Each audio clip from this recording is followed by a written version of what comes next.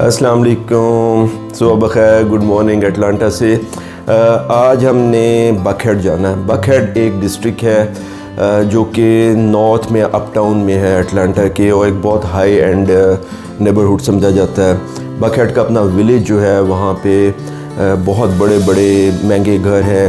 It's a very costly posh living area, और साथ में उनका जो विलेज है वहाँ पे खूबसूरत ट्री लाइन जो है स्ट्रीट्स हैं, पेडेस्ट्रियन एरियाज़ हैं, बुटीक्स एंड डिज़ाइनर शॉप्स हैं। इसके अलावा वहाँ पे शॉपिंग्स भी हैं जिसमें लिनॉक्स केयर और फिप प्लाज़ा जो है वो दो बहुत मशहूर हैं।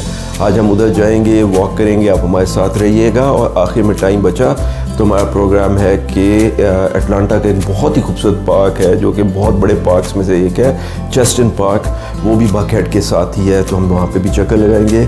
आपने ज़रूर हमारे साथ रहना है और हम इस एक्साइटिंग जर्नी और ट्रिप पे आपको अपने साथ लेके चलेंगे।